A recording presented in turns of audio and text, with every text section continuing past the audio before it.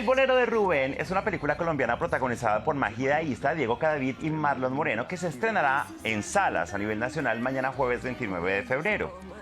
Este es el primer largometraje musical colombiano.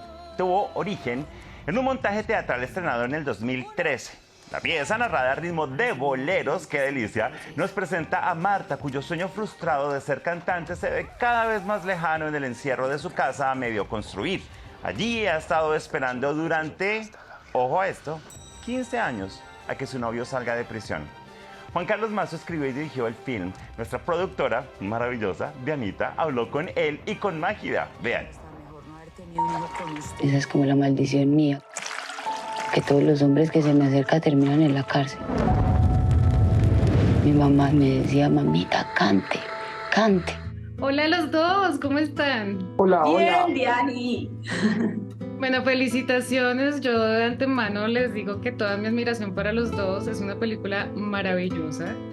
Y quiero comenzar contigo, Juan Carlos, porque me conmovió mucho el viaje que nos ayudaste a transitar, y es pasar por ese dolor de esa forma tan especial y también poder compartir ese sello tuyo personal que vienes marcando en la creatividad de tus productos audiovisuales.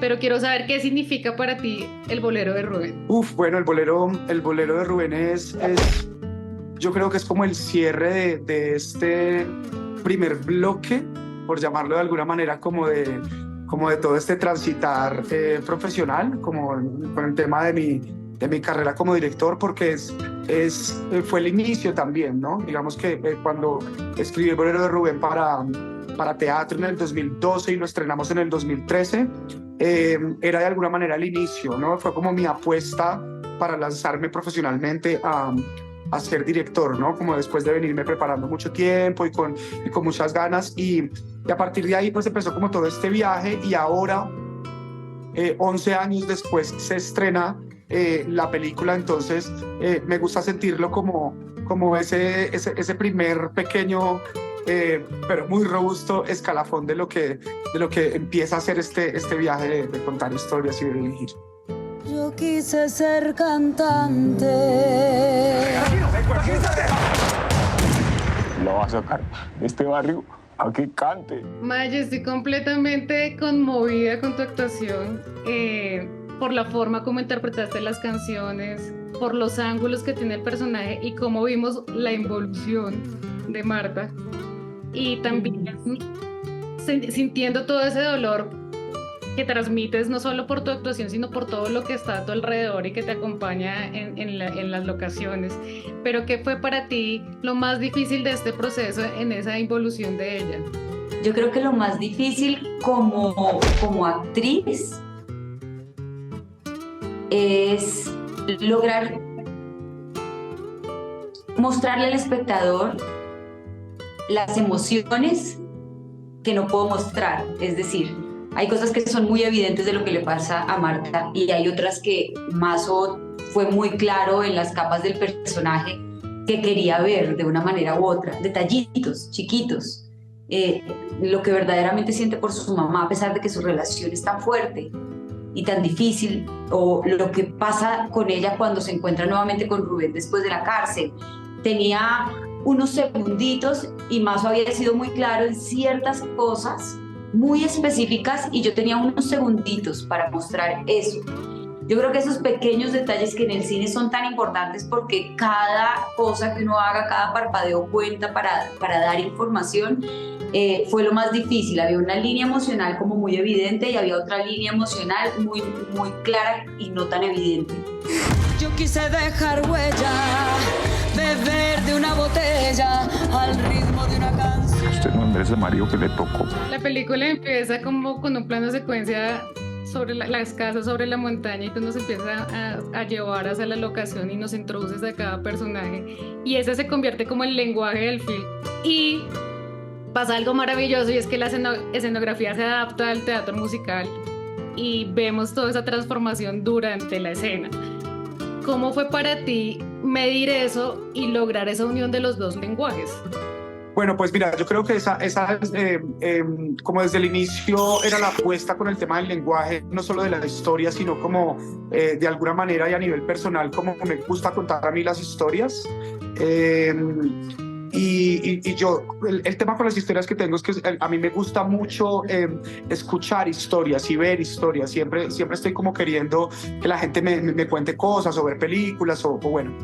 Y parte de las cosas que he encontrado en común en las historias que llegan a mí, que leo, que veo, que me cuentan, es que me gusta cuando las historias empiezan a tener como diferentes ramas, ¿no? Como este personaje que se cruzó con este personaje en algún momento, ya luego empezamos y no nos damos cuenta cuando nos metimos en la vida de él también, o de ella, ¿no? Y de alguna manera se mantiene como la columna vertebral de la historia, pero empiezan a llegar diferentes aristas.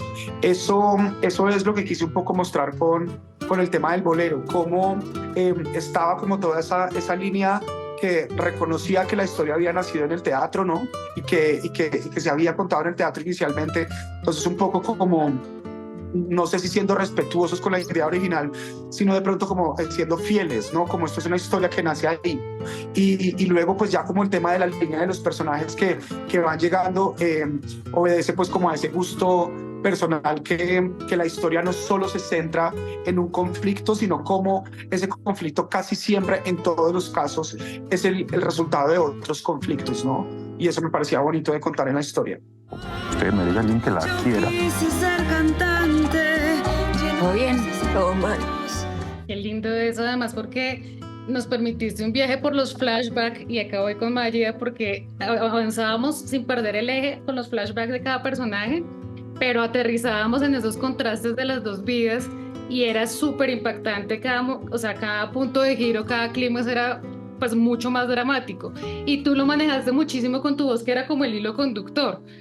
¿Cómo fue para ti ese proceso de tu voz y de darle ese poder a las líneas?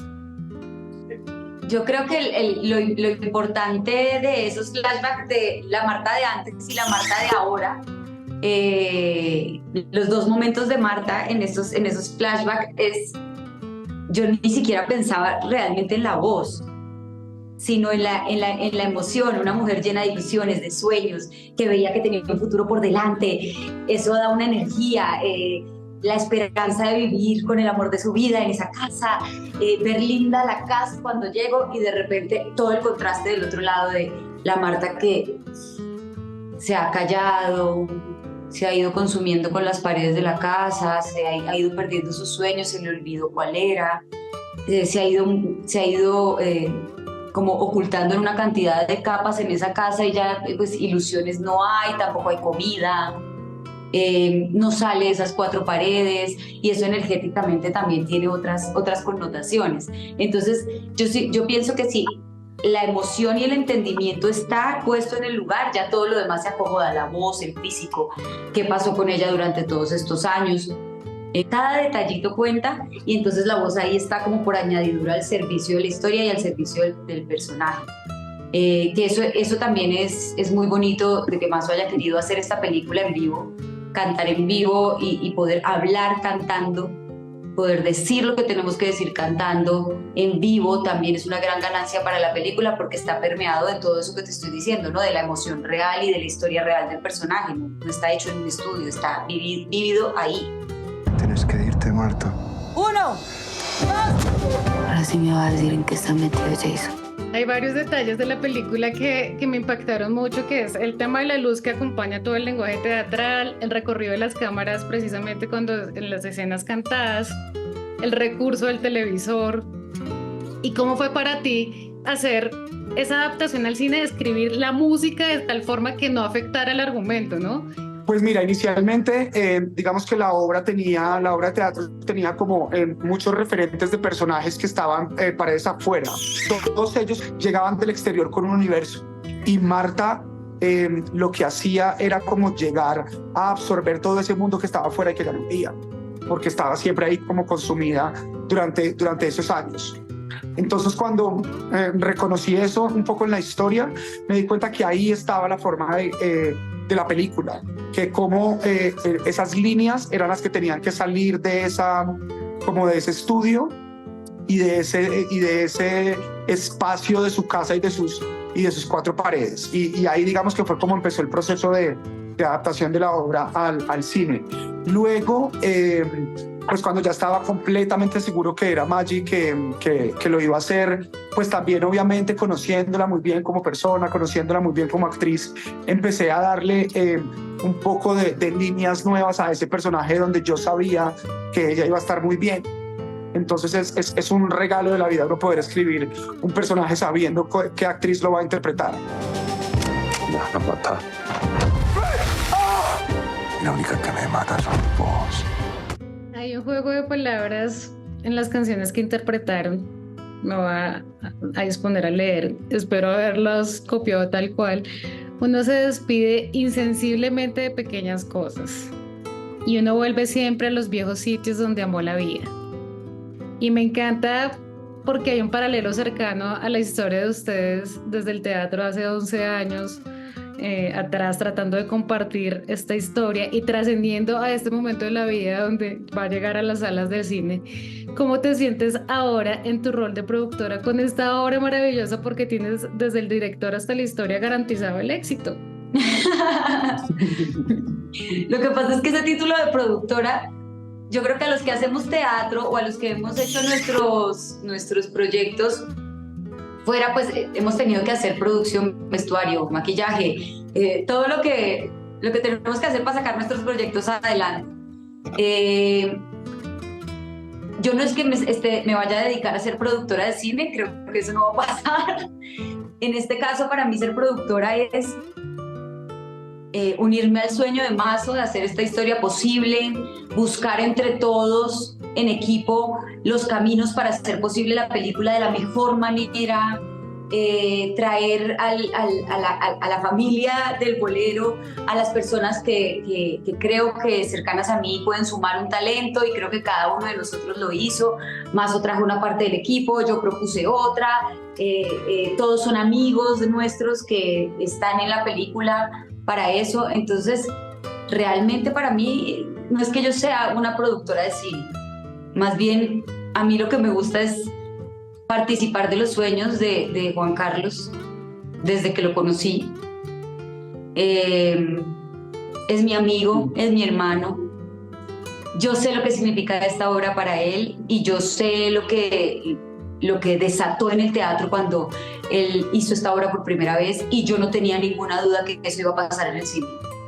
Que si él abría con esta obra, con esta historia, un camino cinematográfico, un género inexplorado en Colombia, va a pasar lo mismo, se van a abrir muchas puertas. Te da sorpresas hasta la vida. Concluyo agradeciéndoles por esta película, por la posibilidad de verla, a ti, Juan Carlos, por respetar al espectador. Este es el tipo de cine que nos merecemos. ¡Ay, divina! Muchísimas gracias a los dos. Ya, Nati, muchas gracias, muy bonita. Tú con tus comentarios lindos de la peli, qué rico que la hayas disfrutado, que te haya sensibilizado de esa manera, y esperemos que así sea con muchas personas más para que podamos seguir contando historias así. Gracias, porque nos conocemos hace muchos años y siempre estás súper presente. Siempre es bonito oír tus comentarios.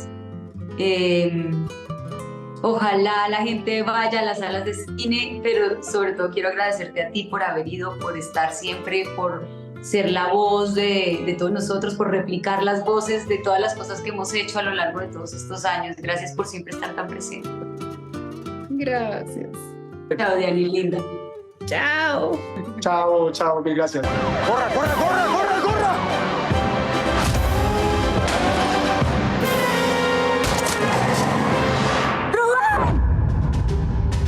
Yo lo voy a cuidar.